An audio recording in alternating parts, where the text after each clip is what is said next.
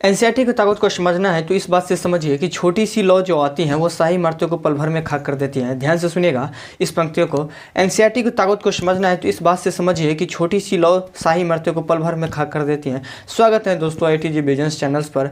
मैं आपका दोस्त नीतीश भारद्वाज स्वागत करता हूँ नई पावरफुल वीडियो। एनसीईआरटी चाहे किसी भी सब्जेक्ट का हो, ज़्यादातर बच्चों को शिकायत रहती है कि सर ये बिल्कुल ऐसे लगते हैं कि कोई अरबी में लिखी हुई है, बिल्कुल समझ में नहीं आता, लगता है कि कोई रेफरेंस बुक पढ़ लो। देखिए सर, रेफरेंस बुक अच्छे से समझा सकती है, बहुत सारा कंटेंट होता है, लेकिन जो आपको एनसीईआरटी का तरीका है लिखने का वो आपके एनालिटिक्स पावर को बढ़ा देता है, जो आप सीख सकते हैं। सर, एनसीईआरटी नहीं समझने का दो कारण हो सकता है। पहला, जो आप एनसीईआरटी पढ़ते हैं लेकिन उसको खोलते नहीं हैं, और दूसरा जो कारण हो सकता है कि जब एनसीईआरटी आप पढ़ रहे होते हैं तो ये नहीं पता रहते हैं कि एनटी इनमें से क्या क्वेश्चंस पूछने जा सकते हैं या अलग अलग फॉर्म में कैसे कन्वर्ट कर सकता है।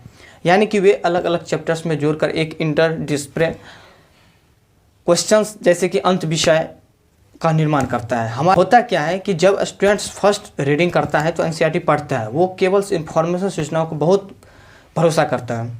वो लगता है कि जो बोल्ड्स में लिखा हुआ है, बॉक्सेज में जो लिखा हुआ है, डेट इज़ वेरी इंपॉर्टेंट, और उसे इंटरलिंक नहीं कर पाते, उसे कनेक्ट नहीं कर पाते।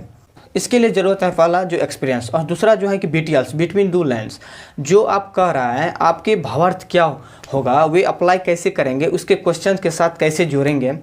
BTLs से ही कॉन्सेप्ट का निर्माण होता है। जो एनसीईआरटी हमारे एस्पिरेंट्स को पढ़ना है, जो इंजीनियर्स हमारे एस्पिरेंट्स को पढ़ना है, जो इंजीनियर्स फील्ड्स में जाना चाहते हैं, जो आप लोग 50 पेज पढ़ लिए या 60 पेज पढ़ लिए तो आपने टाइम को क्वांटिटिव से ज़्यादा क्वालिटेटिव पर ध्यान देने की कोशिश करेंगे। एनसीईआरटी कैसे पढ़ी जाए, आपको आज 3 टिप्स बताएंगे जो आप कर सकते हैं। एनसीईआरटी का पहला टिप्स है कि reading this chapters throughout this froms beginnings maintains speed.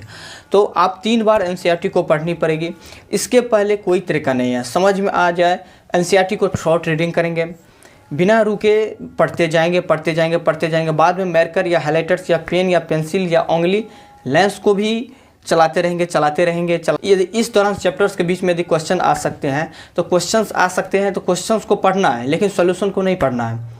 पूरे चैप्टर्स को यदि आप पढ़ लेंगे तो कुछ चीज़ों आपको समझ में आ जाएगी। यदि कुछ चीज़ों समझ में नहीं आए तो उसको वहाँ रुकना नहीं है, पढ़ते चलना है। दूसरा स्टेप है कि सर कि learning and solving each and every steps. आपके पास कॉपी होनी चाहिए, उसे दोबारा चैप्टर्स को शुरू करेंगे, हर बात को समझने की कोशिश करेंगे।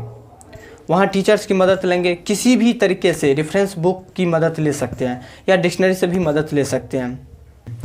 एनसीईआरटी का हर वो लेंस आपको समझ में आनी चाहिए। हर एक स्टेप को डेरिवेशंस कैसे आया उसे ड्राइव करना है, क्योंकि एनसीईआरटी 2 तरह के स्टूडेंट्स पढ़ते हैं। पहला जो स्कूल के पेपर देते हैं और दूसरा जो कंपार्टिव एग्जाम्स के लिए पेपर देते हैं। दोनों के लिए हर स्टेप्स के लिए समझना जरूरी है। बहुत से स्टूडेंट्स कन्फ्यूजन में रहते हैं जो कंपटीशन के लिए तैयारी करते हैं। डेरिवेशन के स्टेप को समझना है। और तीसरे जो टिप्स हैं, मेरे हिसाब से एनसीईआरटी समझ में आ चुकी है, सारे क्वेश्चंस बन चुके हैं। अब तैयारी है कि नोट्स बनाने की। जब आप नोट्स बनाएंगे तो आप छोटे छोटे कंसेप्ट लिखेंगे। आप ऐसे भी कर सकते हैं, आप ऑडियो रिकॉर्ड या वीडियो रिकॉर्ड किसी भी कंसेप्ट को करके आप किसी यात्रा के दौरान भी सुन सकते हैं उसको। देखिए नोट्स कैसे बनाएं, ऑलरेडी वीडियोज़ हम डाल चुके हैं, आप जाके वहाँ देख सकते हैं। आपको 3 बार पढ़ने के बाद एनसीईआरटी अच्छे से आ जाती है। आप यकीन मानिए कि जो आपको चैप्टर में जो सबसे आपको मुश्किल लगते होंगे वो भी आप लोग को आसान लगने लगेंगे। मैं ऐसा करता हूँ कि आप लोग बहुत अच्छे से समझ गए होंगे।